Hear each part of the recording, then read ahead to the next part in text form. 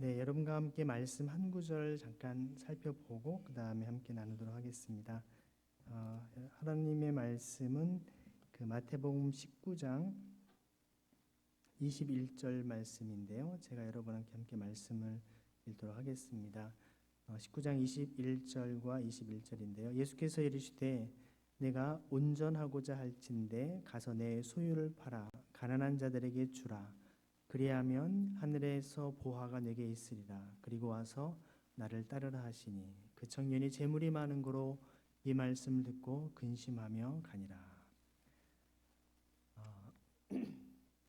지난 4월 달에 여러분께 와서 초대 교부들의 그 희년사 사항에 대해서 함께 좀 살펴보았습니다. 그래서 오늘은 여러분에게 종교개혁자들에 대한 이야기만 쭉 하기보다는 조금 제가 전체적인 앞뒤의 그 흐름들을 한번 여러분께 설명을 드리고 또 그 가운데 조금 종교개혁자들의 내용을 좀 깊이 있게 좀 다루었으면 좋겠습니다. 지난번에 제가 아마 자료를 이렇게 필요하신 분들은 복사해 가시라 했는데 오늘도 제가 사실 파일로만 가지고 왔습니다. 그래서 이따가 목사님께 끝나고 전해드릴 테니까 이것 또한 종교개혁자들의 그 개혁사상이 희년사상이 한 30페이지 정도 A4로 한 10포인트로 한 30페이지 정도가 있습니다. 그래서 제가 그 부분은 여러분들이 관심 있는 분들이 받으셔서 한번 그 내용들을 확인하시면 되겠고요. 저는 좀 핵심적인 부분들을 중심으로 다루려고 합니다. 그리고 참고로 올 초에 이렇게 홍성사 출판사에서 희년이라고 하는 책이 나왔습니다. 이 책은 예전에 나왔던 책을 다시 증보해서 나온 책인데요. 이 책에 보면 초대교부들의 희년사상과 또 종교개혁자들의 희년사상이 나와 있습니다. 참고로 여기에 있는 책은 제가 오늘 여러분께 드리는 자료의 한 3분의 1도 안 되는 간략한 자료입니다. 그래서 오늘 받는 자료들이 오늘 여러분에게는 훨씬 더 충분한 내용들을 담고 있다라고 말씀드릴 수 있습니다. 그래서 조금 그것은 약간 학문적인 차원에서 쓴 글들이 포함되어 있기 때문에 아마 이 시간에 여러분께 다 그것을 쭉 읽기에는 좀 부담이 될 것 같습니다. 그래서 조금 쉽게 PPT를 좀 넘겨가면서 설명을 좀 해드리려고 합니다. 조금 전에 읽었던 이 마태복음 19장의 말씀은 사실 여러분이 잘 알듯이 부자이고 또 관원이고 또 실제 그리고 청년으로서 굉장히 신앙적인 열심도 있었던 사람이 어떻게 하면 영생을 얻을 수 있습니까? 라고 묻습니다. 그러니까 주님께서 십계명을 쭉 나열하시면서 이런 것들을 지키면 된다라고 말씀하니까 그런 걸 다 지켰다라는 겁니다. 다 지켰다라고 하면서 아직도 무엇이 부족하겠습니까? 라고 오히려 주님께 반문을 합니다. 여기에 대해서 주님께서는 오늘 21절 말씀에 내가 온전하고자 할진대 내가 정말 온전하고자 한다면 근데 이 온전이라고 하는 말이 그 뒤에 제자들에게 하신 말씀을 이제 살펴보면 23절에 그런 말씀을 하시죠. 내가 진실로 너희에게 이르노니 부자는 천국에 들어가기가 어려우니라 라는 말씀으로 주님이 온전함과 천국에 들어감을 연결시키시는 것을 보게 됩니다. 온전하려면 어떻게 되냐면 내 소유를 다 팔아서 가난한 자들에게 주라라고 얘기를 하십니다. 그리고 와서 이제 그러면 하늘의 보화가 내게 있을 것이고 그리고 와서 나를 따르라라고 말씀하십니다. 이 청년에게 있어서의 어떤 그 구원의 방식은 바로 소유를 오히려 가난한 셈 나누어 주고 그리고 나를 쫓는 것이 구원임을 말씀합니다. 오늘날 우리는 예수님을 믿으면 우리는 구원받습니다라고 우리는 이야기합니다. 네, 그 불변의 진리를 누구도 부인할 수 없을 것입니다. 하지만 이런 것이 오늘날 또 다른 하나의 구원파처럼 이신칭이라고 하는 이 교리가 우리에게는 하나의 면죄부처럼 작용하는 오늘 한국 사회를 보게 됩니다. 나는 예수님 믿었으니까 내가 무슨 일을 해도 나는 구원받은 사람이야 라고 하면서 행함이 없는 믿음의 삶 속에서도 자신의 구원의 확신만 하면 된다라는 이런 오늘의 시대를 살아가는 것을 봅니다. 하지만 예수님의 말씀을 가만히 살펴보면 오히려 주님께서는 주여 주여 하는 자마다 천국에 들어갈 수 없다라고 말씀하시고 심지어 주님의 이름으로 귀신을 쫓아내고 병든 자를 고치고 능력을 행했어도 나는 너를 도무지 알지 못한다. 불법을 행하는 자 내에서 떠나가라라고 말씀하시는 것을 보게 됩니다. 오히려 마지막 때에 양과 염소를 구분하듯이 마태복음 25장에 보면 예수님께서 영원한 생명과 영원한 형벌인 소위 천국과 지옥으로 나누시는 그 기준을 보면 내가 목말랐을 때, 내가 헐벗었을 때, 내가 옥에 갇혔을 때, 내가 병들었을 때 주님께서는 정말 자기를 위해서 돌보고 섬긴 사람에게 정말 그런 천국의 기쁨을 허락하십니다. 그런데 그 사람들의 공통적인 반응을 주님, 제가 언제 주님을 섬겼습니까? 라고 묻지요. 주님께서는 그것에 대한 대답이 무엇입니까? 아주 지극히 작은 소자 하나에게, 세번역 성경을 보면 아주 보잘것없는 이 하나에게라고 말씀을 합니다. 보잘것없고 지극히 작은 자 하나에게 한 것이 곧 내게 한 것이다 라는 말씀을 주님 하시죠. 그래서 저는 종종 그렇게 설명을 합니다. 제가 여러분 오늘 이렇게 말씀을 전하고 여러분이 제 얼굴을 기억하신다면 혹시 제가 어디에선가 핸드폰과 지갑을 다 잃어버리고 내가 차비도 없이 어떻게 될까 할 때 여러분을 만났다고, 생동교회 교인이라고 하면 제가 여러분에게 죄송한데 제가 핸드폰과 지갑을 다 잃어버려서 지금 집에 갈 수가 없는데 저에게 좀 차비와 좀 배도 고픈데 식사 제공을 좀 해줄 수 있을까요? 라고 하면 여러분이 어떻게 하겠습니까? 네, 해주시겠죠. 감사합니다. 그런데 여러분, 저처럼 말씀을 전한 제가 아닌, 목회자가 아닌 여러분에게 냄새나고 한 번도 보지 못한 노숙자분이 여러분에게 다가와서 똑같은 이야기로 제가 다 모든 걸 잃어버려서 지금 차비도 없고 배도 고픈데 저에게 밥도 좀 사주시고 차비를 주시겠습니까? 하면 과연 여러분이 그렇게 하실는지, 그렇게 하는 분도 있습니다. 하지만 대부분은 좀 이런저런 핑계로 그냥 피하기 일쑤이겠죠. 밥을 사드린다 하더라도 아마 그냥 근처에 그냥 싼 거 아무거나 빨리 이분 그냥 해결해드리고 그냥 피하고 싶은 마음으로 할 수 있다라는 것입니다. 근데 주님은 지극히 작은 소자 하나에게 한 것이 곧 나에게 한 것이고, 지극히 작은 소자 하나에게 하지 않은 것이 나에게 하지 않은 것이라고 말씀하시는 것을 보게 됩니다. 부지 중에 정말 우리가 주님을 모신 자도 있다라고, 천사를 모신 자 있다라고 말씀하고 있지 않습니까? 우리의 삶 속에 영생의 그 기쁨을 누리는 구원의 그 믿음이 어떠한 것인지, 즉 일시적인 그러한 순간적인 믿음이 아니라 구원에 이르게 하는 믿음이 우리에게 분명히 있음을 성경은 말씀을 합니다. 그런 의미에서 오늘 우리가 여러분과 함께 다루는 이 희년 사상이라고 하는 것은 단순히 그냥 성경에 저런 사상도 있구나라기보다는 우리의 구원 문제와 직결되는 정말 행함이 있는 믿음, 또 사랑의 실천을 통해 우리의 믿음이 확증되는 온전한 신앙생활에 중요한 것임을 우리는 기억해야 할 것입니다. 그런 의미에서 예전에도 한번 말씀을 드린 것 같긴 한데요. 여기 보면 우리가 오늘날 이 시대를 살아가는 이 시대의 그 재난이 무엇인가라고 보면 이 분열된 복음이라고 이야기할 수 있을 것입니다. 한쪽에는 성령 운동을 우리가 많이 강조를 했죠. 개인의 구원과 또 사랑을 실천해야 된다고 얘기했고, 또 한쪽에서는 좀 진보적인 교단이나 또 실제 운동을 하신 분들은 사회 정의나 공의를 부르짖는 일을 많이 했습니다. 하지만 이 둘이 함께 가지 못하고 분열된 것이 우리가 20세기, 21세기에 굉장히 많은 전쟁과 갈등과 혼란을 빚은 것을 보게 됩니다. 특별히 땅의 권리를 잃어버린 자들에 대해서 어떤 공산주의, 사회주의자들이 이런 모든 체제를 장악하게 됐고요. 결국 사랑 없는 정의를 외치다 보니까 결국 그들에게는 더욱더 큰 고통으로 그들을 내모는 일들이 벌어졌습니다.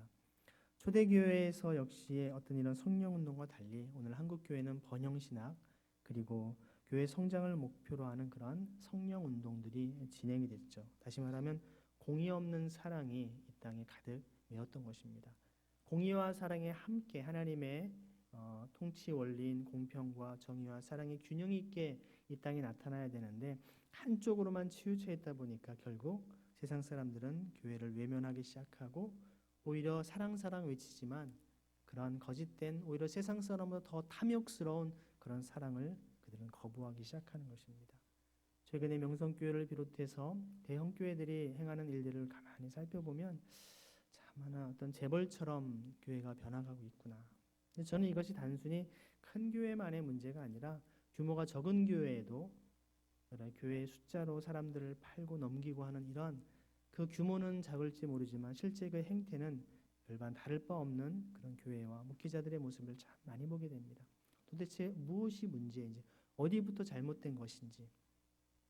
저는 교회사를 연구했고 또 대학에서 교회사 관련 강의를 하다 보니까요. 결국 오늘 우리가 살펴볼 종교개혁자들을 비롯해서 초대 교부들도 과연 이런 우리의 어떤 신앙생활에 있어서 돈 문제, 경제 문제에 대해서 어떤 식으로 이야기했을까를 저는 찾아보게 되었습니다. 그런데 놀랍게도 우리가 오늘날 당연시 여기는 이 자본주의 혹은 신자유주의 체제의 경제 원리와는 많은 차이점이 있음을 발견하게 되었습니다. 좀 더 엄밀하게 말씀드리면 종교개혁자들이나 초대교회 시대에는 신자유주의나 자본주의가 없었던 시대입니다. 그런 요소는 있었죠. 개인의 어떤 그 소유를 사유화를 인정을 하긴 했지만 모두가 함께 누려야 될 하늘과 땅이나 바다나 천연자원은 누가 독점할 수 있는 것이 아니라 모두가 다 함께 누려야 할 것임을 분명히 말씀했는데 오늘날의 자본주의는 힘이 있고 권력이 있는 사람이 그런 특정한 천연자원까지도 또 하나님께서 모든 사람에게 공동으로 사용하라고 주신 것마저도 사유함을 통하여서 결국 대부분의 사람들을 가난으로 내몰고 있는 것을 발견하게 됩니다. 그 중에 핵심적인 것이 바로 토지에 대한 땅에 대한 문제라는 것이죠. 우리나라에서 토지 사유화가 시작된 것은 여러분 일제가 토지 수탈을 시작하면서부터 시작된 것입니다. 그전에는 우리나라가 토지 사유제가 없었습니다. 이러한 자본주의가 들어오면서 토지 사유화가 시작된 것이 결국 인간을 더 계속적으로 가난으로 내모는, 실제로 많은 토지를 사유하고 있는 사람들은 그냥 불로소득으로 그리 땀 흘리지 않아도 굉장한 집가가 상승하고 땅값이 오르면서 부를 누리게 되지만 오히려 거기에서 세를 들어 사는 사람, 전세, 월세를 내는 사람들은 더 빚을 지면서 그런 부담을 져야 되는, 그래서 요즘에 많은 그런 상권마저도 무너질 수밖에 없는 것은 대부분 열심히 일을 해서 대부분의 그런 돈벌이한 것을 누구에게 다 보냅니까? 건물주에게 보내지 않습니까? 그래서 요즘에 나오는 말 중에 하나가 조물주 위에 건물주가 있다. 왜냐하면 대부분의 상가교회들이 어떤 하나님께 헌금을 하고 하는데 헌금으로 모아진 돈들은 대부분 상가 건물주에게 가기 때문에 조물주 위에 건물주가 있다라는 말을 할 정도인 것이죠. 이러한 우리가 자본주의 사회에서 사유할 것과 공유해야 될 것들이 구분되어 있음에도 불구하고 모든 것을 다 사유한 문제이고, 사회주의, 공산주의 사회에서는 반대로 개인이 사유해야 될 땀 흘려 벌어들인 것까지도 공유해버린 것이 그들로 하여금 그 체제를 무너뜨리게 된 문제라는 것입니다.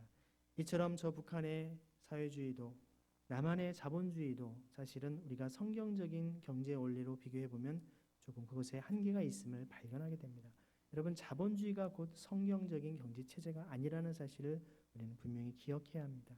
그래서 희년사상이라고 하는 것은 우리에게 이 땅을 살아가면서 어떻게 살아가야 될지를 하나님께서는 레위기 25장을 비롯하여서 곳곳에 하나님의 통치의 원리를, 서로 우리가 어떻게 살아가야 될지에 대한 원리를 보여주고 있다는 것입니다. 그래서 여러분, 예수님께서 말씀하신 많은 비유의 말씀도 보면 한 70% 이상이 대부분 돈과 관련된, 재물과 관련된 이야기를 하고 있다는 것입니다. 그만큼 기독교 복음은 우리에게 이 땅을 어떻게 살아가야지에 대한, 특별히 재정에 대한, 재물에 대한, 돈에 대한 가르침을 아주 구체적으로 하고 있다는 이야기입니다. 그래서 저한 웨슬리 목사님의 경우는요, 감리교를 시작한 목사님이시죠. 그분은 지갑이 회개해야만 진정한 회개다라고 말씀하실 정도였습니다. 오늘 이 부자 청년도 마찬가지입니다. 재물이 많은 고로 근심하여 떠나갔다 할 때 재물이라는 단어가 보니까 그 당시 대토지를 사유한 사람에게 사용되는 단어였습니다. 청년이, 젊은 사람이 어떻게 대토지를 사유할 수 있을까요? 아마 그것은 쉽게 생각해 보면 부모로부터 막대한 재산을 상속받았다라는 것이죠. 근데 그것이 청년은 아무런 잘못을 하지 않았다 할지라도 그 부모나 그 부모의 부모 누군가가 희년이 되면 마땅히 자기가 누려야 될 토지 이상의 것을 원주인에게 돌려줬어야 되는데 그 희년이 되어도 돌려주지 않은 채 계속 그것을 쌓아두고 있다 보니까, 혹은 남의 것을 누군가가 빼앗았거나 이런 죄악의 결과로서 막대한 이러한 토지를 사유하고 있다는 것을 보여주게 됩니다. 주님은 그러한 희년이 되면 마땅히 돌려줬어야 될 것들을 너가 사유하고 있는 것을 자비나 선을 베풀라는 것이 아니라 마땅히 반환할 것을 반환하라라고 말씀하는데도 불구하고 그것을 붙잡고 주님을 따를 수 있는 그 놀라운 기회를 부인한 채 결국 그 재물 때문에 근심하여 떠나간 자에게는 하나님의 구원의 역사가 있을 수 없다라는 것입니다. 주님은 다른 곳에서 하나님과 재물을 겸하여 섬길 수 없다라고 말씀하시죠. 여러분이 정말 통장에 쌓아놓은 재물을 의지하며 살아가고 있다고 한다면 하나님 의지할 시간이 없습니다. 내가 있는 돈으로, 내가 있는 능력으로 이 땅을 살아가면 되죠. 하지만 내가 쌓아두지 않고 정말 가난하고 어려운 사람들을 위해서 나의 의식주에 필요한 것 이상이 남아있을 때 그런 어려운 사람을 돕다 보면 정작 내가 쓸 때 필요한 것이 없을 때는 어떻게 해야 되겠습니까?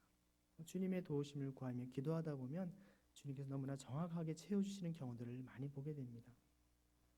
저도 부족하지만 그런 삶을 살고자 많이 기도하며 노력을 하는데요.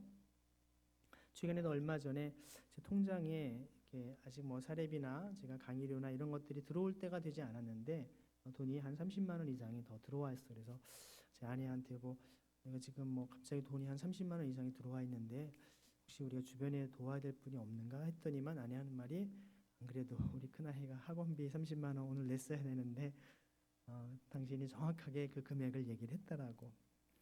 종종 이처럼 하나님께서 우리에게 필요한 것들을 정확하게 그때그때 채워주시는 것을 보게 됩니다. 그때 저희 아이가 학원을 새로운 것을 새로 등록을 하게 돼서 예전에 예산에는 없었던 부분이었기 때문에 그 얘기를 했던 것입니다. 이처럼 그럴 때마다 제가 지난번에 아마 그런 표현을 했을지 모르겠는데 아내가 이런 표현을 하죠. 와, 여보 이런 생활 정말 스릴 넘친다. 스릴 넘치는 그때마다 하나님께서 필요한 것들을 정확히 채워주시는 경험을 날마다 너무나 자주 하다 보니까 저희 아이들도 그런 부모의 모습을 보면서 우리 가정을 하나님께서 돌보시는구나 이런 것을 경험할 텐데 지난번에 말씀드렸던 어거스틴이 그런 얘기를 하죠. 막대한 재산을 자녀에게 상속해서 그 자녀들이 하나님보다 재물을 더 의지하게 하지 말라라고 얘기했습니다. 오늘날 많은 부모들이 여러분들이 자녀들에게 신앙과 믿음의 유산을 물려주기보다는 많은 건물과 재산을 하려고 하다 보니까 결국 그들이 그 많은 재산을 물려받고 난 다음에는 대부분 형제가 있을 때는 법정으로 가서 서로 소송하고 다투는 경우들이 너무나 많이 있다는 것입니다. 오히려 자녀들로 하여금 그런 막대한 재산을 상속해 주는 것은 아우구스티누스의 표현대로 하면 어떤 것이냐면요. 이런 겁니다. 얘들아, 이 엄마는 정말 돈이 없고 힘들어도 하나님이 그때그때 필요한 것을 다 채워주셨지만 너희들은 절대로 하나님 의지하지 말고 이 아버지가, 이 어머니가 물려준 이 재산만 의지하고 살아가라 라고 말하는 것과 같다는 것입니다. 여러분이 어떠한 이 땅의 삶을 살아갈 것이고 무엇을 의지하며 살아가도록 자녀들에게 권할 것인지 진지한 고민이 필요하지 않겠습니까? 자녀들에게 많은 재산을 물려주려는 그 이유는 무엇일까요? 불안입니다. 두려움입니다. 저 아이가 이런 세상에서 그야말로 금수저, 은수저도 아닌 흙수저 혹은 무수저로 어떻게 살아가는 말이야. 하나님이 책임져 주지 않고 내가 책임져 주겠다라고 하는 그러한 마음이 그 속에 도사리고 있다는 것이죠. 지난번에도 말씀드린 것처럼 오히려 어떤 분은 자기 자녀들이 충분히 먹고 살 만한 재산들이 있음에도 불구하고 그 이상을 더 쌓아둡니다. 제가 아는 분께 집사님 충분하신데 왜 자꾸 더 이상 쌓으십니까 했더니 하는 말이 그겁니다. 우리 아이들이 나중에 결혼하면 손주들이 나오지 않겠습니까? 손주들 것도 챙겨줘야죠. 아직 결혼도 안 했고 태어나지도 않았는데 태어나지도 않은 손주들 거를 위해서 쌓아두고 있다는 것이죠. 여러분, 가족 이기주의가 얼마나 극치에 다다른지 주변에 어려운 사람이 고통당하고 죽어가고 절망하고 있어도 그들은 전혀 우리는 아랑곳하지 않고 외면해버리고 오히려 자기 자식들의 태어나지도 않은 손주들 것까지도 챙기기 위해서 계속 쌓아만 놓고 있는 것이 오늘 우리의 자본주의의 만모니즘에 빠져있는 우리의 삶이라는 것입니다. 주님 이러한 재물을 쌓아두지 말고 쌓아두고 있는 어떠한 부자를 향해서 주님은 뭐라고 말씀하십니까? 이 어리석은 자여, 내가 오늘 내 영혼을 데려가면 그 재물들이 다 어떻게 되겠느냐 말씀하지 않습니까? 재물은 여러분 쌓아두는 것이 아닙니다. 어리석은 영혼입니다. 재물은 원어 자체가 사용하다라는 것입니다. 사용하고 베풀고 나누는 것입니다. 그래서 사실 여러분 주님께서는 어디에 사용하라고 하십니까? 천국의 곳간에 쌓으라고 하죠. 천국의 곳간에 쌓는다는 어디입니까? 교회 헌금 많이 하라는 것일까요? 물론 교회를 통해서 한다면 그것도 감사한 일이지만 정확하게는 지극히 작은 소자 하나에게, 보잘것없는 자에게, 가난과 절망과 고통 속에 있는 사람들을 돕고 섬기는 것이 그것이 주님을 섬기는 것이요, 그것이 진정한 천국에 썩지 않는 창고에 쌓는 것이라고 주님은 말씀하고 있는 것입니다. 그래서 오늘 살펴보게 될 마틴 루터도 그렇게 표현합니다. 자신과 가족들의 의식주를 해결하고 남는 재물을 쌓아두는 것은 불의의 재물이다. unrighteous mammon이라는 표현을 합니다. 그런 의미에서 여러분의 삶 속에 쌓아두지 않고 주님만을 의지할 수 있기를 바랍니다. 옆에 분에게 한번 인사하실까요? 쌓아두지 말고 주님만을 의지합시다. 인사하시겠습니다. 네, 제가 지난번 여러분의 희년의 복음을 말씀하면서 희년이라고 하는 말은 그 유앙겔리온이라고 하는 우리가 복음이라는 단어를 번역할 때 이것을 직역하면 기쁜 소식이라고 제가 말씀을 드렸는데요. 한자어는 희음, 희소식 이렇게 번역할 수 있습니다. 하지만 우리가 복음이라고 번역하다 보니까 우리 한국 사회에서 기독교는 마치 기복주의 신앙으로 흐를 수밖에 없는 문제가 생겼던 것입니다. 그래서 저는 희소식, 희음과 가장 밀접한, 그래서 제가 이야기하는 것은 그 유앙겔리온의 원어를 직역하면 희소식이기 때문에 이 희음, 희소식, 오히려 이것과 가장 직결된 용어가 바로 희년이라는 단어입니다. 그래서 여러분, 희년은 성경의 특별한 이상한 어떤 사상이나 구약에만 국한된 그냥 폐기된 율법의 이야기가 아니라 성경 전체의 가장 중심된 유앙겔리온이 바로 희년을 이야기하고 있습니다. 그래서 저는 이것을 희년이라고 얘기하면 그 의미를 다 받아들이지 못하기 때문에 제가 표현하는 방법은 희년의 복음이라고 하는 단어를 씁니다. 그 의미는 제 솔직한 의도는 복음이 사실은 희년이다 라는 의미를 담고 있는 것이죠. 가난한 사람한테 기쁜 소식이 과연 무엇이겠습니까? 그들에게 있는 빚더미에 있고 또 그들이 정말 비정규직이나 가난과 어려움 속에 살아가는 그러한 현실 속에서 땀 흘려 일한 만큼 누릴 수 있도록 열심히 일을 해도 계속 빚더미에서 헤어나오지 못하는 사람들이 굉장히 많이 있죠. 나중에도 제가 소개할 희년은행 같은 경우는요, 이러한 빚더미에 허덕이고 있는 청년들, 고리대에 시달리고 있는 등록금과 또 그들이 실제 취업을 준비한 가운데 계속 생활비 때문에 빚을 질 수밖에 없는, 나중에는 신용불량자가 되어서 고리대에 손을 댈 수밖에 없는 상황에서 엄청난 이자만 계속 갚아도 원금도 갚지 못하는 청년들에게 우리가 일부의 돈을 무이자 대출을 해줘서 그 고리대를 갚고 실제로 다시금 재개할 수 있게끔 그의 어떤 경제적인 교육과 희년의 사상을 가르치는 일도 하고 있다는 것이죠. 이처럼 가난에 허덕이는 사람들에게 자기의 물질의 문제, 삶의 고통, 취업의 문제, 인생의 어려운 문제들을 함께 돕고 보듬어 안고 섬기는 것이 가난한 자들에게 기쁜 소식이 아니겠습니까? 그런데 오늘날 우리의 복음은 마치 초대교회 영지주의처럼 영은 선하고 육은 악하니까 어차피 다 썩을 몸, 어차피 이 땅의 고난은 끊임없이 있기 때문에 저 천국에 가서 모든 슬픔과 눈물 다 없어지니까 그날을 기다리고 살아가라. 이원론처럼 이 땅의 삶의 문제를 해결할 것에 대한 의지는 전혀 주지 않은 채 그냥 저 천국만을 바라보고 마약 먹은 사람처럼 살아가라고 하는 것. 그래서 마르크스가 기독교를 비판하기를 민중의 아편이라고, 바로 인민의 아편이라고 비판을 했던 것입니다. 기독교는 그러한 이 땅의 문제에 대해서 외면하고 나몰라라고 하는 아편처럼 그냥 헬렐레하는 삶을 사는 것이 아님을 우리에게 말씀하고 있지 않습니까? 여러분, 복음 기쁜 소식이라고 하는 것은요, 예수는 그리스도다라는 것이죠. 주님이 우리의 메시아이시고 구원자이심을 말씀하는 것이고요. 또 복음의 내용은 예수님이 무엇을 말씀하셨냐면 하나님의 나라를, 천국에 대해서 말씀하셨습니다. 예수님이 말씀하신 하나님 나라에 대한 원리와 통치 원리, 실제 하나님 나라를 아는 것이 복음이고, 또 예수님의 십자가의 죽으심과 부활하심과 그리고 승천하셔서 우리를 다시금 오시는 재림에 대한 이런 주님의 중요한 행하심들이 주님의 공생애가 바로 우리의 복음이라는 사실입니다.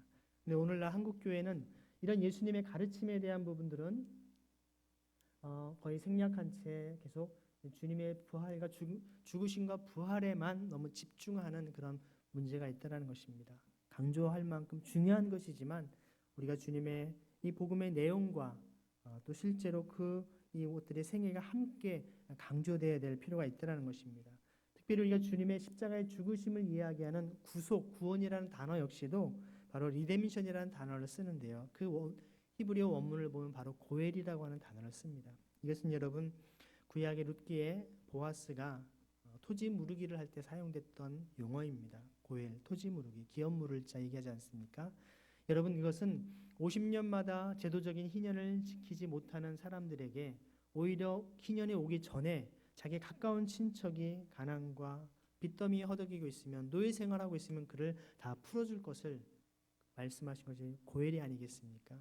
예수님은 우리의 잃어버린 하나님의 나라를 되찾아 주시고 또 우리에게 정말 사탄의 노예가 되어 있는 우리를 자유케 하시고 또한 죄로 말미암아 죄의 빚에 허덕이는 자들, 죽음의 종로로 타는 자들을 자유하기 위해서 부채탕감과 노예 해방과 정말 이 토지 회복에 대한 이런 영적인 또 실제적으로 육체적인 모든 면에서의 구체적인 희년을 선포하러 이 땅에 오시지 않았습니까? 그런 의미에서 여러분 복음의 기쁜 소식은 단순히 영적인 차원의 문제만이 아니라 우리의 삶의 전반적인 모든 문제로부터의 자유를 포함하고 있다는 것입니다. 그래서 주님은 주의 은혜의 해라고 말씀하셨던 것이죠. 주님께서도 주의 은혜의 해를 전파하기 위해서 이 땅에 오셨다라고 말씀하지 않습니까? 그래서 저는 여러분에게 하나님의 나라라고 하는 것은 이처럼 영토 국민 주권 가운데 핵심은 하나님의 주권입니다. 우리가 일제시대 때 여러분 잘 아시는 것처럼 나라도 있었고 국민도 있었고 땅도 있었지만 주권을 잃어버렸기 때문에 우리는 나라를 잃은 슬픔이라고 말씀을 했습니다. 기억을 하죠? 마찬가지로 우리가 이 땅을 살아가면서 이런 건물의 교회와 땅이 있다 할지라도 많은 성도들이 있다 할지라도 그곳에 하나님의 통치 원리인 공평과 사랑이 온전히 그곳에 적용되고 있지 않다면 주님은 예루살렘처럼 다 흩으시고 무너뜨리시고 다 그들을 땅에서 뿌리 뽑는다라고 말씀하지 않습니까? 오늘날 아무리 화려한 돈을 들여 화려한 성전을 짓고 수만 명, 수십만 명의 성도를 자랑한들 그 속에 하나님의 말씀과는 정반대되는 그들의 삶을 살아간다면 주님은 그들을 기뻐하지 않으심을 성경은 분명히 말씀하고 있다는 것입니다.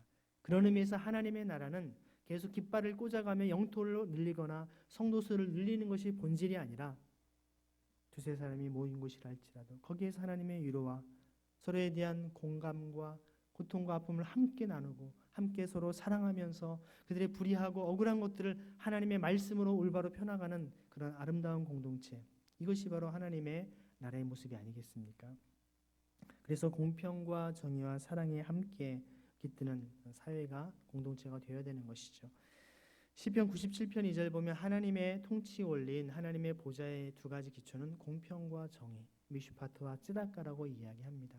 그래서 바로 지난번에 말씀드린 것처럼 미슈파트는 재판하는 겁니다. 올바로 재판하는 것이죠. 솔로몬이 구했던 지혜도 이 많은 사람들 올바르게 재판할 수 있는 지혜를 달라고 얘기했던 것이고요. 또한 쯔다까는 마음을 같이 하는 것입니다. 어렵고 고통받는 사람과 마음을 같이 하는, 교회는 바로 어려운 이들의 마음을 같이 하는 것입니다. 불의하고 억울한 일을 올바르게 재판하는 그것이 바로 미슈파트하는 것입니다. 그것이 바로 공평인 것이죠. 고아와 과부와 나그네를 신원하라라고 그 미슈파트 단어를 번역합니다. 가난하고 억눌리고 억압받는 사람들을 오히려 적극적으로 그들을 변호해주고 중재하고 심지어 옹호해주는 것이 바로 미슈파트임을 이야기합니다. 강자와 약자 속에서의 그냥 중립은 강자 편에 서는 것입니다. 그래서 예수님께서는 바리새인들을 비롯한 종교 지도자들을 향해서 이 독사의 자식들아, 주님 오히려 그들을 호되게 꾸짖으시면서 이 약자들의 편에 그들과 함께했던 것이, 그 당시에 이스라엘 백성들 가운데 백성들은 감히 종교 지도자들에게 끽소리도 하지 못했던 시대입니다.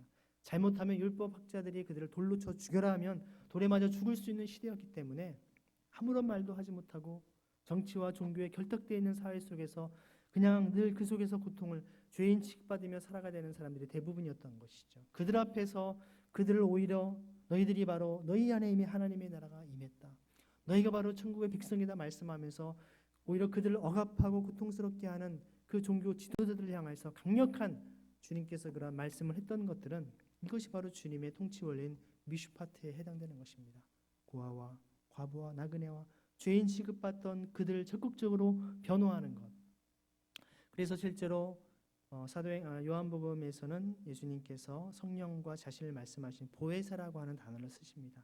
파라클레토스, 너에게 또 다른 보혜사가 올 것이다. 그 보혜사라는 말이 바로 원문의 의미를 보면 변호하다, 중재하다, 바로 미슈파트하다라는 말과 동일한 의미인 것입니다. 주님이 이 땅에 오신 것은 하나님의 통치 원리인 공평과 정의, 미슈파트와 츠다카를 하기 위해 이 땅에 오셨음을 성경은 이야기하고 있는 것이죠. 자, 지난번에 말씀드렸을 텐데요. 성경에서 이러한 돈에 대한 이야기는 무려 2350번이나 이야기하고 있다라고 말씀드렸습니다. 믿음이나 사랑보다 훨씬 더 많이 이야기합니다. 근데 여러분 놀라운 사실은 신앙이 없는 사람들과 이야기해 보면요. 제가 이번 학기에도 대학원 학생들에게 물어봤습니다. 자, 성경에 이러한 것이 몇 번 나올까 했더니 여러 명의 학생 똑같이 제로요. 없다라고 얘기하는 것입니다. 기독교 신앙이 없거나 성경을 안 읽어본 사람들은 성경에 이런 얘기가 전혀 없을 거라고 이야기합니다. 그 얘기는 성경은 하나님만 믿어라 뭐 이런 것만 나올 것처럼 생각하기 때문일 수도 있지만 만약에 이런 것을 제대로 가르쳤다면 기독교인들의 삶이 왜 저러냐 라는 메시지도 담겨 있는 것이죠. 그래서 성경에서는 토지에 대한 분배와 매매와 사유 금지를 레위기에서 말씀합니다. 마치 홍콩 땅을 생각하면 되죠. 예전에 90년대 후반에 중국의 땅을 반환시켜야 됐기 때문에 영국에서 자본주의가 다스렸던 사회임에도 불구하고 토지 사유를 허락하지 않았습니다. 토지 한시적인 임대를 허락했던 것이죠. 이것이 바로 성경의 희년의 체계와 가장 밀접한 그런 체제인데요. 그러니까 토지 사용한 사람들은 사용료를 정부에 내야 됐던 것입니다. 이것이 바로 성경적인 의미의 토지의 지대를 같이 공유하는 개념이었던 것이죠.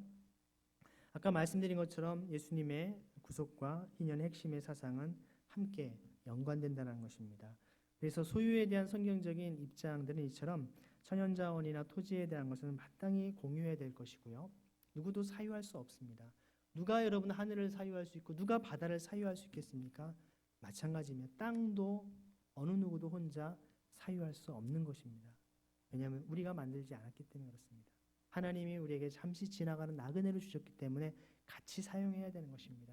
자본주의 사회에서의 토지 사유화 때문에 대다수의 사람들이 가난으로 내몰리고 있다는 사실 아십니까? 여러분 우리나라의 토지의 98.4%가 상위 10%의 사람들이 토지를 다 사유하고 있습니다.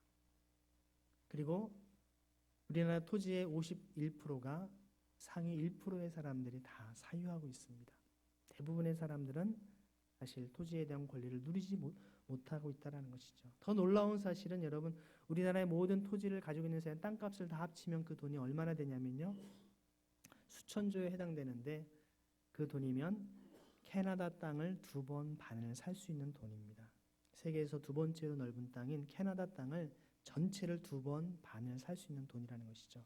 얼마나 그것에 거품이 많은가를 우리는 기억해야 되는 것입니다. 거꾸로 얘기하면 얼마나 그 많은 거품의 대가를 가난한 사람들이 치르고 있는지를 우리는 봐야 된다는 것이죠. 기독교 신앙은 단순히 몇몇 사람들의 자선과 구제를 통해서 이런 사회 공의가 해결되지 않는다는 것입니다. 자비와 구제를 베풀기 전에 먼저 사회 전반에 걸친 하나님의 공의와 공평이 먼저 회복될 것을 성경은 분명히 이야기하고 있다는 것이죠. 그렇다고 해서 이런 성경적인 원리가 이러한 개인의 땀 흘린 공로와 노력을 무시하는 것이 아닙니다. 성경은 분명히 우리에게 개인의 사유화하는 것들을 주님은 인정하시죠. 하지만 산상수훈의 가르침을 좀 더 깊이 들여다보면 불로소득은 마땅히 공유하는 것이지만 내가 땀 흘려 벌어들인 근로소득이라 할지라도 이웃의 고통과 아픔 속에 있는 것을 우리가 본다면 그것을 우리가 외면하지 말고 그를 도우라는 것이죠. 만나의 원리가 바로 그런 것입니다. 옆에 사람이 아파서 아침에 나오지 못해서 만나를 구하지 못했습니다. 그것을 쌓아놓을 수가 없죠. 쌓아놓으면 다 썩어 없어지지 않습니까?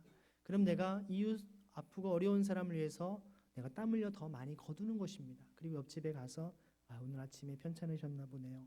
제가 좀 더 많이 거두었으니 그것을 같이 드시지요. 가난하고 어렵고 약한 사람들을 함께 거두어 공유하고 함께 누릴 것을 내가 땀 흘려 벌어들인 것이라 할지라도 그도 하나님의 형상대로 지음받은 존귀한 인간이기 때문에 그날에 먹고 살 것들을 필요한 것들을 줘야 되지 않겠습니까? 그 성경의 포도원 비유에 1시간을 일한 사람이나 하루 종일 12시간 일하는데 똑같이 주님께서 그 주인이 한 데나리온씩 준 것은 여러분 1시간 일한 사람이 왜 저녁 5시까지 밖에서 서성대고 있었을까요? 새벽에 그러한 노가다 현장을 가본 분들은 알지만 해 뜨면 다 끝납니다. 누구도 데려오지 않습니다. 그런데도 그 늦은 시간까지 그곳에서 서성대야만 했던 이유는 무엇일까요? 집안의 자식들이 아내와 부모가 오늘도 먹을 게 없어가지고 기다리고 나만 정말 눈 빠지게 기다리고 있을 텐데 오늘도 내가 빈손으로 돌아가면 얼마나 가족들이 힘들어할까. 그 마음에 누구 1시간이라도 일할 수 있다면 얼마나 절박한 심정으로 거기에 있었겠습니까? 그에게 그 자리는 복음의 기쁜 소식의 자리였던 것이죠. 한 데나리온은 굉장히 기쁜 그의 어떤 감사의 제목이었던 것입니다. 나중된 자가 먼저 된 것이죠. 하지만 똑같은 약속대로 한 데나리온을 준 하루 종일 일한 사람은 불평불만하지 않습니까? 놀라운 사실은 포도원 주인이 먼저 일한 사람부터 주면서 보내면 아무 문제가 없습니다. 그런데 정반대로 얘기를 하죠. 제일 나중에 온 사람부터 줍니다. 다 보지 않습니까? 저 사람 1시간밖에 안 했는데 한 데나리온을 주네? 야, 오늘 주인이 기분이 좋은가 보다. 나는 몇 데나리온을 줄까? 굉장히 기대했는데 막판에 똑같이 주는 겁니다. 화가 나죠. 이럴 수 있냐라고 오늘 나가면 당장 어디에 신고해버리겠다고 막 이게 말이 되게 이게 정의냐고 하면서 막 반발하지 않겠습니까? 여러분, 우리에게 있어서의 어떤 경제적 정의는 똑같은 분배적 정의만은 아닙니다. 실제로 회복적 정의를 비롯하여서 이런 가난한 사람은 누구나 다 하루에 살아갈 일용할 양식이 제공되어야 된 정의라는 것이죠. 처음에 일했던 사람, 하루 종일 일했던 사람을 한번 제가 묵상을 해보았습니다. 왜 하나님 주님께서 이 포도원 주인에게 이런 식으로 배분을 했을까? 여러분, 아침 일찍 먼저 그 사람을 데려가서 일을 한 사람은 건장한 사람입니다. 키도 크고 일을 잘하는 사람이었겠죠. 이 사람이 어느 날 일하다가 떨어지면서 다리를 다치고 손을 다쳐서 제대로 일할 수 없는 상황이 됩니다. 그야말로 기부스를 하고 그냥 일을 하고 가족들을 먹여야 되는데 일할 수 없는 상황이 올 날이 있을 수 있지 않겠습니까? 그 사람이 아침부터 나가도 똑같이 하루 종일 아무도 글을 써주지 않을 때 그 사람이 누구를 기억할까요? 그때 그 포도원 주인 집에 가면 1시간만 일하고도 하루 일당을 줬던 그 사람이 있지 찾아가지 않겠습니까? 사실 마지막 1시간 일한 사람에게 한 데나리온을 준 것은 이 사람만이 아니라 그날 거기에 온 모든 사람들에게 누구나 다 일용할 양식에 대한 누릴 권리가 있음을 이 주인은 말하고 있는 것입니다. 나중에 여러분들이 이 사람처럼 어려움과 고통이 있다 할지라도 저에게 오시면, 천국에 오시면 여러분 다 이런 것을 누릴 수 있습니다. 신앙 공동체가 그러한 것을 말씀하고 있는 것이 아니겠습니까? 그런 의미에서 우리가 여러분 이 땅의 법과 제도를 초월해서 아무리 합법이고 아무리 합헌이랄지라도 하나님의 공의의 기준에 비춰서 그것은 아닙니다. 우리나라에서 토지 불로소득을 취득하는 것, 땅 투기해서 돈 버는 거 합법입니다. 합헌입니다. 하지만 하나님의 말씀의 기준으로 볼 때는 이것은 불의한 것이죠. 땀 흘리지 않고 벌어들인 것을 내가 독식하는 것은 잘못된 것입니다. 그것은 사회에 다시 환원하고 반환해야 할 돈입니다. 그래서 사도행전 4장 마지막 부분과 사도행전 5장 부분을 보면 이런 마땅히 반환해야 될 토지에 대한 것을 제대로 한 사람과 하지 않은 사람 이야기가 나옵니다. 여러분, 성경에 장절을 구분했는데요. 장을 구분한 것은 9세기에 구분한 것이고요. 절을 구분한 것은 13세기에 구분한 것입니다. 때로는 성경 장절 때문에 내용의 문맥을 끊어놓는 경우들이 종종 있는데 바로 사도행전 4장과 5장이 대표적인 경우입니다. 5장을 우리가 장수를 빼고 쭉 연결해서 보면 앞에는 바나바가 땅판 값을 사도들 발 앞에 놓는 것을 봅니다. 그런데 여러분 가만히 보면 바나바는 키프로스 출생이고 레위 지파 사람이라고 얘기합니다. 레위 지파는 여러분 땅을 분배한 적이 없습니다. 어떻게 레위 지파 사람이 땅을 갖고 있습니까? 자신이든 어느 부모 때에 조상 때 누군가가 불의하게 토지를 사유한 것이죠. 마땅히 공동체에 반환한 겁니다. 그런데 아나니아 삽비라는 어떻게 합니까? 베드로가 너희가 땅판 값을 속이냐라고 얘기하죠. 여러분 교회 헌금을 하는데 자기가 땅을 팔아가지고 일부 했다고 다 안 했다고 죽입니까? 죽습니까? 누가 헌금하겠습니까? 물론 성령을 속였다라는 말로써 우리가 이해할 수도 있지만 문맥을 놓고 보면 앞에서는 레위지파였던 바나바 자기가 누리지 말아야 될 희년이 되면 마땅히 돌려줬어야 될 땅을 돌려주지 않은 공동체에 반환할 것을 돌려줬는데 아나니아 삽비라는 그것마저도 숨겨놓고 내놓지 않는 것은 마치 부자 청년이 재물이 많은 거로 엄청난 대토지를 사용했기 때문에 그것을 근심하여 떠난 것과 별 다를 바가 없다라는 것이죠. 하나님의 즉각적인 심판이 공동체에 임한 것을 보게 됩니다. 그래서 여러분 초대교회 오순절 마가다락방의 사건은 그들이 방언을 하고 능력을 행하는 것뿐만이 아니라 이제는 인간의 탐욕들을 끊어버리고 이제 자발적인 희년 공동체로 거듭난, 그래서 누구도 가난한 사람이 없고 고통받는 사람이 없게끔 다 자신의 재물과 시간과 물질을 나누는 아름다운 희년 공동체를 보여주고 있지 않습니까? 그런 의미에서 여러분 현재적 적용을 한다면 토지 불로소득을 비롯한 것들을 강화하고 땀 흘려 일한 우리 어떤 근로소득과 부가가치세, 법인세는 점점 약화시키는 이런 성경적인 경제 원리들을 우리가 적용해야 될 것입니다. 근데 초대 교부들 가운데 알렉산드리아 클레멘스는 소유의 목적은 자족이고 또한 코이노니아다. 재산은 사용하는 것이지 보관하는 것이 아니다라고 이야기를 했습니다. 바실레이오스라고 하는 인물도 보면 탐욕스러운 자들은 강도라고 얘기했고요. 고리대금은 불의하다, 사치도 불의하다라고 이야기를 했습니다. 사실 제가 지금 이야기하는 한 페이지 한 페이지가 개인적으로 제가 학술 논문으로 다 우리 A4 용지로 한 15페이지 안팎 정도 되는 논문으로 다 쓰여져 있는 글들입니다. 혹시 원하시는 분들은 아마 검색을 해보시면 이런 하나하나의 논문들이 있을 것이고 지난번에 여러분 제 자료를 다 드렸기 때문에 아마 여러분이 아실 수가 있습니다. 암브로시우스, 이분은 사실 아우구스티누스의 스승입니다. 이분은 원래 밀라노의 시장이었습니다. 그런데 아까 얘기했던 마태복음 19장 21절 말씀을 보고 주님 말씀대로 순종해서 자기 모든 재산을 다 가난한 사람 나눠주고 그리고 수도사의 삶을 살았던 사람입니다. 그러다 결국 밀라노라고 하는 황제가 있는 그곳의 교회에 담임 목회를 하게 되면서 굉장한 아름다운 목회, 특히 가난한 사람이 늘 찾아와도 그를 도와주는 목회를 하게 됩니다. 그러다가 아우구스티누스라는 사람이 말을 어떻게 설교를 잘하나 배우려고 수사학을 배우러 왔다가 만이교에 빠져 있었던 또한 그런 회의론에 빠져 있었던 아우구스티누스와 함께 신앙상담을 그를 거듭나게 하는 회심케 하는 중요한 결정적인 역할을 한 분이 바로 암브로시우스였습니다. 단순히 사상적인 면만 뿐만 아니라 그의 삶에서도 주의 말씀대로 자기의 모든 재산을 가난한 사람 나눠주고 주님을 따랐던 삶을 살았기 때문에 가능했던 것이죠. 이분이 그래서 부자는 반환할 의무가 있다라고 이야기합니다. 토지나 천연자원에 대해서는 다 공동의 권리지 사유할 수 있는 것이 아니라고 이야기를 합니다.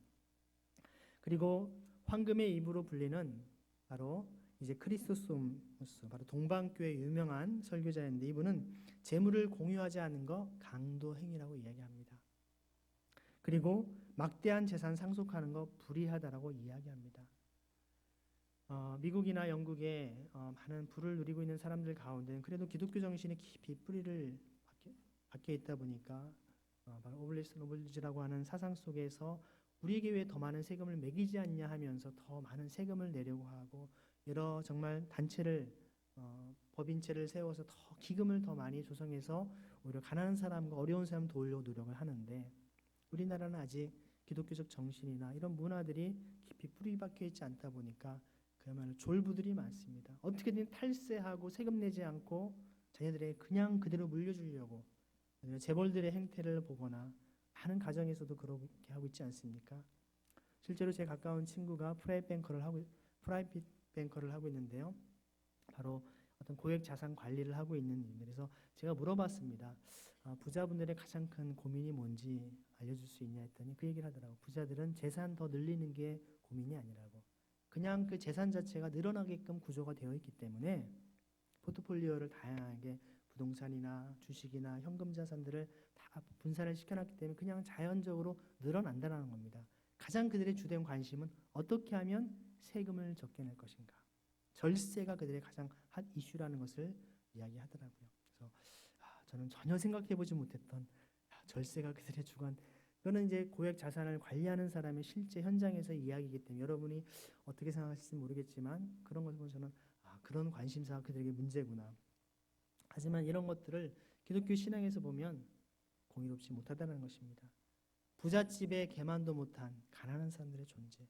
나사로가 그러지 않았습니까? 부자와 나사로, 걔는 오히려 와서 이 가난한 이 나사로의 헌대를 핥을 만큼 그래도 부잣집에 떨어지는 음식을 먹을 수 있는 사람이었지만 문 밖에 있었던 나사로는 먹을 것조차 누리지 못한 채 그냥 죽음에 이르게 되지 않습니까? 그 부자인 경우는 지옥에 가서도 무엇을 얘기합니까? 나사로가 아브라함의 품에 안겨 있는 걸 보면서 이 얘기를 자기의 형제 5 형제들에게 이야기하게끔 자기를 보내달라고 아니면 저 나사로라도 보내달라고 뭐라고 얘기합니까? 지옥 가서도 결국 가족 이기주의에 사로잡혀 있는 모습을 보지 않습니까? 죽어서도 가족만 생각하는 심판 가운데 자기 가족들만 생각하는 가족 이기주의가 얼마나 예나지기며 심한지를 보여주고 있다는 것입니다. 오히려 거기에서 주님, 제가 저 나사로가 가난하고 어려울 때 돕지 못했던 저의 탐욕스러운 것 죄를 용서하여 주옵소서라는 말은 전혀 나오지 않습니다. 오히려 그러한 가난한 사람을 놓고 저 봐. 저들 얼마나 저렇게 저주받는 삶을 사는지 나는 봐. 이렇게 부자이고 나는 저런 종자들과는 달라. 애시당초 달라. 심리학자들은 그런 얘기를 하더라고요. 자기의 어떤 존재감을 더 높여놓기 위해서 그런 부자의 가난한 사람의 모습을 바로 자기 집 앞에 있음에도 불구하고 그걸 돕지 않고 그냥 외면하면서 날마다 잔치하면 수많은 친구들과 손님들이 찾아오는데도 아이고 진짜 저런 놈이 다 있나? 이분은 이렇게 잘 사는데 이러한 비교의식 속에서 우월하게 살아가도록 하기 위한 것이라고 이야기를 하는 것입니다. 아구스티누스는 재물은 즐기는 것이 아니라 사용하는 것이다. 여기에 프루이라는 단어가 즐기다, 향유하다라는 단어인데요. 그래서 아구스티누스가 한 유명한 말이 있습니다. 자기 인생의 모토 같은 말씀이었는데 솔리 데우 프리엔툼이라는 단어를 씁니다. 오직 하나님만을 즐거움으로 삼는다라는 것이죠. 하나님만 즐거움의 대상으로 삼아야지 사랑하는 사람이나 재물이나 무언가 특정한 어떤 자신의 꿈과 야망에 즐거움을 두면 그 인생은 불행할 수밖에 없다라고. 오직 하나님 안에 진정한 영혼의 만족이 있음을 그는 고백하고 있지 않습니까? 사용하고 남는 재산은 타인의 재산이다. 이게 나중에 루터에게도 영향을 끼칩니다. 자녀들이 창조주보다 하나님의 제습재산을 의지하지 않게 하지 말라. 아까 말씀드렸던 부분입니다. 자, 이제 마르틴 루터 바로 종교개혁자로 넘어오게 되는데요. 모든 직업은 하나님의 소명인데 하나님께서 우리에게 직업을 주신 목적이 뭐냐? 이웃사랑을 실천하기 위해서 직업을 허락하셨다는 겁니다. 여러분 자녀들이 대학을 준비하거나 직장을 준비할 때 여러분 어떤 기준을 제시해 줍니까? 대부분 돈 잘 버는 것, 안정적인 것, 그렇지 않을까요? 기독교인도 전혀 성경적인 기독교적인 신앙으로 얘기하지 않습니다. 루터는 뭐라고 합니까? 직업을 선택한 최우선순위의 기준은 하나님의 소명을 이야기하는데 그 소명은 다름이 아니라 하나님 사랑을 위해서 하나님 사랑은 곧 이웃사랑과 동일한 것이기 때문에 이웃사랑을 실천하기 위한 수단으로서 직업을 가져야 된다고 이야기하고 있는 것입니다. 여러분이 자녀들에게 그렇게 물어봐야 됩니다. 너가 선택할 전공, 너가 선택하는 직업, 너가 하고자 하는 그 일이 이웃사랑을 실천할 수 있는 것이니? 예전에 그런 분이 있다고 하지 않습니까? 실화라고 합니다. 서울대 의대를 수석으로 졸업했답니다.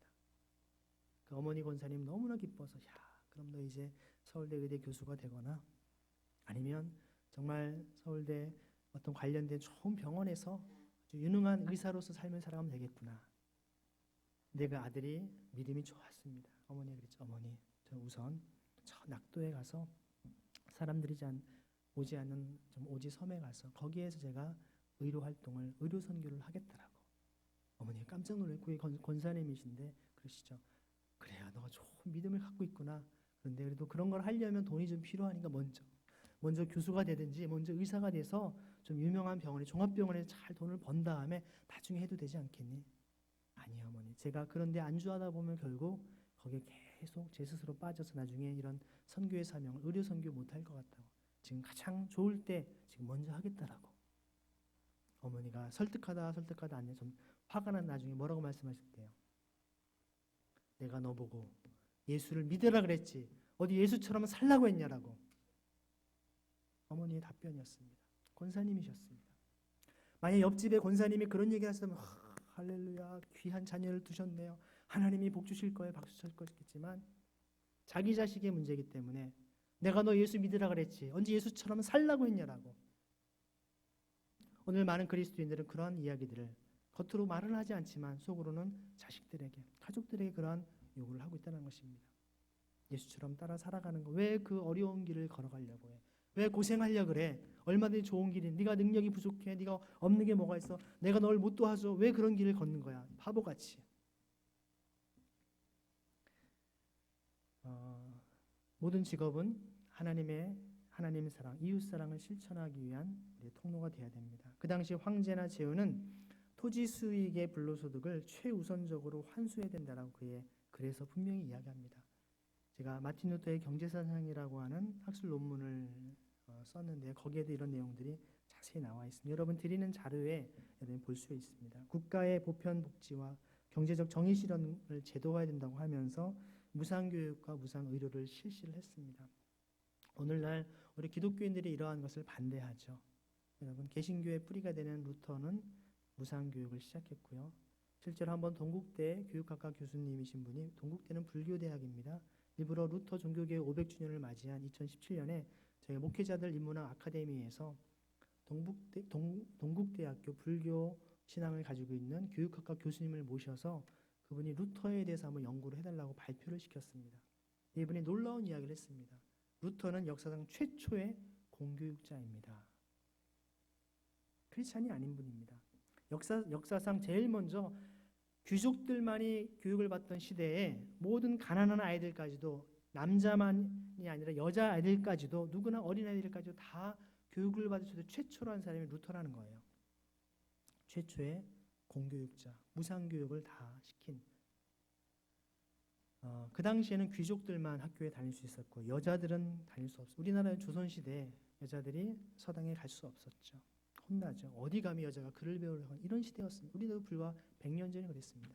여성들 재산 상속도 안 해줬습니다. 마지막 상속을 해주고 했었습니다. 이런 것들을 실제 루터 때, 왜 그러면은 여자아이들이나 어린아이들까지 가난에 다 모두가 학교에 오게끔 했을까요? 뭘 가르치려고? 글자를 가르쳐서 뭐 하려고 했을까요?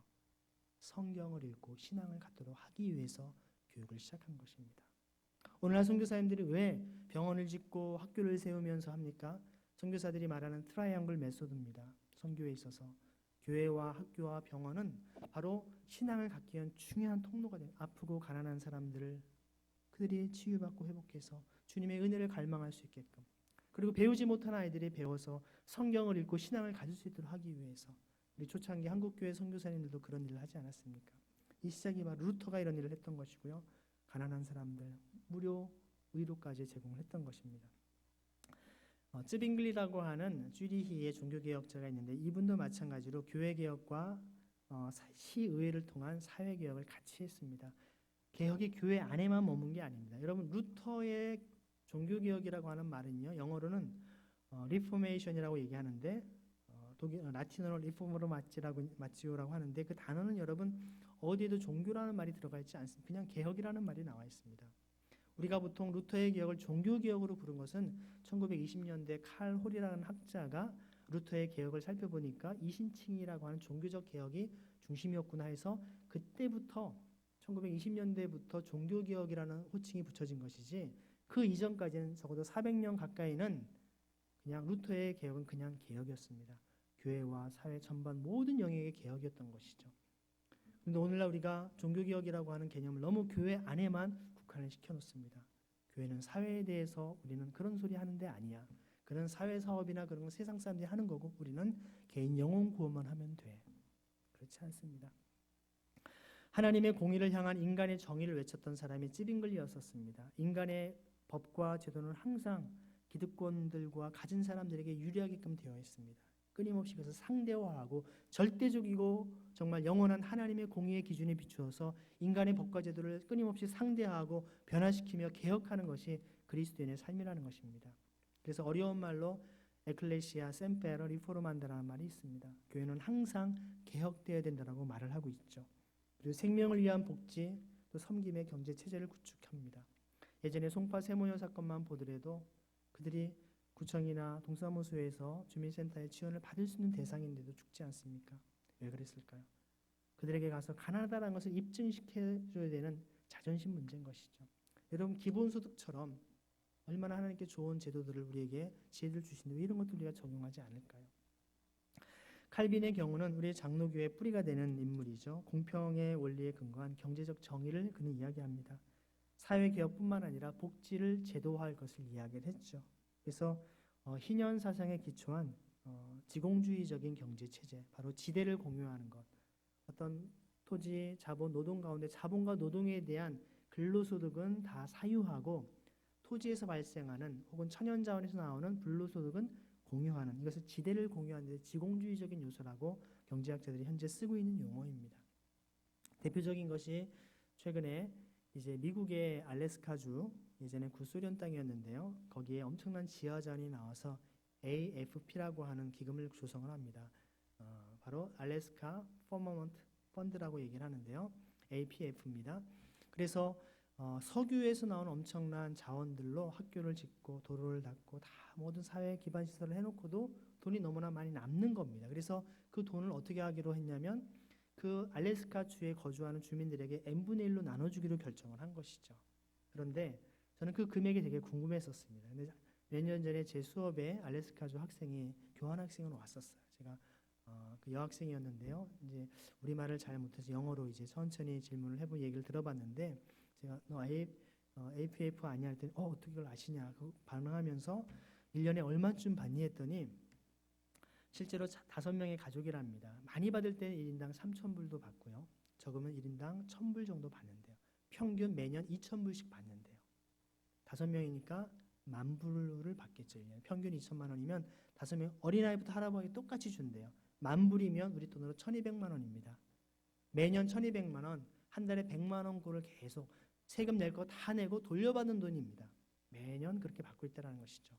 제가 지금 무슨 사회주의 국가 얘기하고 있지 않습니다. 미국 얘기하고 있습니다. 미국의 알래스카주. 제가 이런 얘기를 하면 많은 분들이 아유 목사님, 교수님 그거는 석유가 있는 나라니까 그렇죠. 우리나라에 무슨 석유 한 방울 안 나는데 그런 얘기를 하시나요? 네, 여러분 토지에서 나오는 매년 불로소득이 우리나라 최소 300조에서 400조에 해당한다고 했습니다. 그 돈을 5천만 명에 나누면 300조 5천만 명 나누면 1년에 1인당 600만 원입니다. 저희 집은 4인 가족이거든요. 그럼 1년에 2,400만 원, 월 200만 원씩 받을 수 있는 돈입니다. 물론 그 전제는 100%다 불로소득을 사회에 세금으로 환원했을 때 하는 이야기고 경제학자들이 얘기하는 것은 그 300조에 최소한 20% 정도만 세금으로 환수하면 무상 보육, 무상 의료, 무상 교육이 다 가능하다라고 학자들은 이야기를 합니다. 여러분 독일이 무상 교육을 박사까지 다 무상으로 하게 됐던 것은 국민소득 7,000불 때 시작을 한 것입니다. 우리나라는 지금 3만 불을 넘어서 최근에 한 당대표인 분은 5만 불을 제시하기까지 하지 않습니까? 최소한 3만 불이 넘는다는 것이죠. 1인당. 우리는 충분히 이런 것을 할 수 있는 어떤 여력이 있는 국가이지만 그런 것에 정책적인 우리가 집중을 하지 않을 뿐인 것입니다.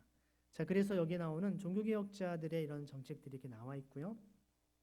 그래서 저도 이러한 활동들을 하기 위해서 희년 예배도 함께 예전에 마커스와 함께 예배를 정기적으로 드려보면서 얘기했고 또 대학생들에게 청년 부채 탕감을 비롯한 희년을 어떻게 실천할지에 대한 구체적인 이론들을 가르치고 아까 말씀드렸던 희년은행을 통해서 고리대에 시달리고 있는 청년들에게 실제로 무이자 대출로 전환시켜서 적어도 이자 갚느라고 허덕이는 청년들 대부분 요즘에 지옥고라고 합니다. 지하, 또 옥상, 또 고시원에 살아가고 있는 또 청년 실신이라고 불리는 청년들이 신용불량자, 실업자로서 그런 빚을 갚지 못하는 그래서 여러분 20대 청년들의 평균 부채액이 3천만 원입니다. 여러분 자녀들이 다 그렇습니다. 여러분 자녀가 빚이 없다면 다른 사람이 5천만 원, 6천만 원 빚졌다는 것이죠. 그러더니 아직 취업하기도 전에 벌써 다 신용불량자가 되어 있는 것이 오늘날 현실의 청년들의 모습이라는 것이죠. 또 개인적으로 제가 중랑구 묵동에 이렇게 희년 공동체로 그리스도 대사단 보통 서울시의 평균 주거비가 1인당 평균 보증금 1,000만 원에 한 50만 원, 60만 원 정도 보통 50만 원 이상을 내고 있습니다. 그래서 저희가 이쪽 그리스도 대사단에서는 어떤 분이 이 건물을 기증하여 다시 지어서 1층에는 주차장, 2층에는 예배실과 식당, 3층에는 남학생, 4층에는 여학생, 5층에는 사역자 공간으로 남자, 여자 20명 학생들이 2인 1실로 생활을 하게 하면서 학교 기숙사보다 시설을 더 잘 해놨습니다. 그래서 한 달에 25만 원만 내면 반값 기숙사로 만든 겁니다.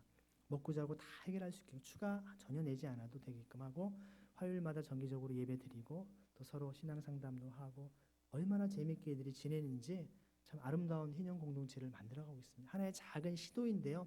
이러한 공동체성들을 살리는 운동들이 우리 교회들이 필요하지 않을까. 뿐만 아니라 여러분 방글라데시에서는 한 지역사회에서 무이자 대출을 통해서 노벨상을 타기도 한 사건이 있었고요. 이 유누스 총재가 노벨상을 탄 분이었습니다.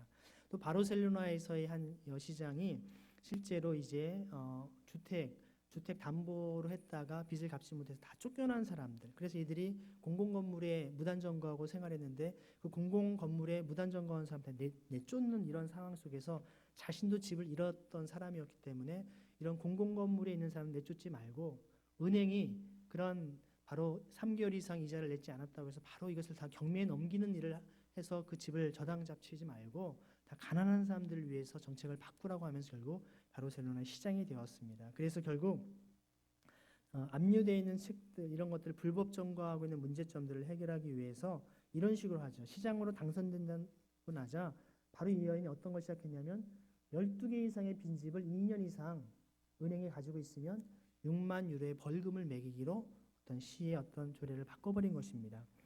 그러니까 이제 불법으로 점거하는 집이 없어서 어쩔 수 없이 있는 사람들을 강제로 내쫓는 이런 일을 하지 말게 했던 것이죠. 법과 제도를 가난한 사람들을 위해서 만들어가는 것이죠. 또한 여러분 브라질의 룰라 대통령 같은 경우는 볼사 파밀리아 정책을 통해서 국가 차원에서 가난한 사람들 그 나라의 실제로 어려운 사람들을 정말 350만 가구에서 나중에는 그가 이제 8년 동안 대통령을 2번 하면서 1280만 가구 브라질의 인구가 1억 9천만쯤 되는데요. 전 인구의 한 4분의 1 이상에 해당되는 사람들이 이 볼사 파밀리아라고 하는 기본소득과 같은 매달 어떤 최저생계비의 절반에 가까운 돈들을 지원을 받으면서 놀라운 사실은 이들 중에 3천만 명 이상이 빈곤층에서 중산층으로 도약을 했습니다. 가난한 사람은 게으르지 않습니다. 가난한 사람은 최소한의 자기가 삶의 미천을 마련할 금액조차 벌어들이지 빌리지 못하고 받지 못하다 보니까 계속 빚의 늪에서 헤어나오지 못할 뿐인 것이죠. 룰라 이런 가난한 사람들을 위한 복지 정책을 통해서 3천만 명이나 중산층으로 도약하는 놀라운 일이 일어났던 것이죠. 또한 주빌리가 바로 희년입니다. 주빌리천을 통해서 국가마다 빚을 많이 진 나라들의 국가 부채를 탕감해줘라. 나중에 이 운동을 통해서 모잠비크 같은 경우는요. 아무리 해외에서 대외 원조를 많이 해줘도 우리나라 코이카라든지 무상 원조를 많이 해도 가난해서 헤어나오질 못합니다. 나중에 알고 보니까 이 주빌리천에서 확인해 보니까 앞에서는 1달러를 주면서 뒤에서는 2달러를 뺏어가고 있는 겁니다. 빚 갚으라고. 이자를 포함해서 엄청난 돈을 그러니까 가난해서 헤어나올 수가 없는 것이죠. 그래서 이런 부채 탕감이 먼저 있어야지만 이들이 가난해서 헤어나올 수 있다고 했던 것인데 결국 그 결과 모잠비크 같은 나라는 그렇게 가난 문제가 해결되지 않다가 이 주빌리천 운동을 통해서 결국에는 학교 다니는 아이들의 인구가 2배로 늘어나는 가난하면 아이들 학교 안 보냅니다. 네, 그러한 결과들을 보았고요. 아까 얘기했던 그런 내용들이 이곳에 담겨 있습니다. 또 유엔에서도 여러분 우리 반기문 사무총장 계실 때 실제로 바로 밀레니엄 디벨롭먼트 골스라고 하는 MDG 운동을 벌였습니다. 그 첫 번째가 바로 빈곤 문제를 퇴치하는 것입니다. 그래서 이제 절대 빈곤이라고 하는 하루에 1.25달러 우리 돈으로 하루에 1,500원 정도로 의식주를 다 해결해야 되는 사람들을 보통 절대 빈곤이라고 합니다. 전 세계에 이런 사람들을 절반으로 줄이자라고 15년 동안 노력을 했는데 어떻게 됐을까요? 성공을 했습니다. 그래서 이거를 계속 2016년부터 이제 2030년까지 이어가자 해서 이제 포스트 MDG라고 하는 바로 Sustainable Development Goals라고 하는 SDG를 해서 이때 첫 번째는 뭡니까? 바로 No Poverty. 절대 빈곤을 제로로 만들겠다라고 지금 진행을 하고 있습니다. 여러분 가난한 사람들을 위한 것은 단순히 교회만이 하고 있지 않습니다. 제가 지금 말씀 도시 차원에서 국가 차원에서 마을 차원에서 전 세계 유엔 차원의 가장 첫 번째 핵심 이슈가 바로 가난 문제를 빈곤 문제를 해결하기 노력을 하고 있다는 것입니다. 그런데 정작 교회는 교회 안에 가난한 사람들마저도 우리 주변의 이 지역사회 가난한 사람들 아무 일도 하지 않는 경우들이 많다라는 것입니다. 롤링 주빌리의 부채 탕감 운동도 그랬고요. 아까 희년은행 같은 경우 빛내는 청년들에게 정말 빛나는 청춘이 되도록 우리가 그들에게 희년을 선포해야 되지 않겠습니까? 아까 말씀드린 이런 희년에 대한 책을 보시면 이런 내용들을 자세하게 여러분들이 조금 더 아실 수가 있겠습니다. 이 두 책은 사실 같은 책인데 나중에 더 내용들을 증보했고 많은 부분들이 수정됐기 때문에 최근에 올 초에 다시 나온 책입니다.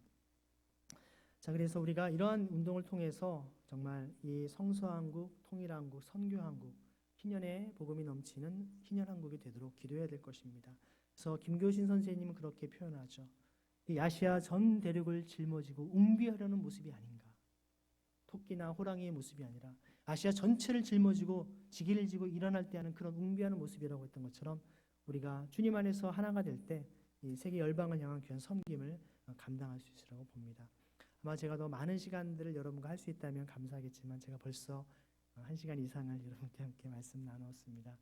여러분, 제가 말씀드린 부분들 여러분들이 하나의 어떤 신선한 도전이 되었으면 좋겠습니다. 우리가 재물에 얽매이지 않고 우리가 다 주님 앞에 갈 때 다 내려놓고 가는 것들 아닙니까? 그렇다면 자녀들에게 물려주기보다는 여러분 자녀들에게 온전한 주님을 바라는 신앙과 믿음의 유산을 물려주시고 여러분 정말로 가난하고 어려운 사람들을 위해서 주님의 뜻을 이루는 삶을 살아야 되지 않겠습니까? 그러할 때 초대 교부들이나 종교개혁자들에 관한 사상들이 여러분의 삶을 통해서도 아름답게 나타날 줄로 믿습니다.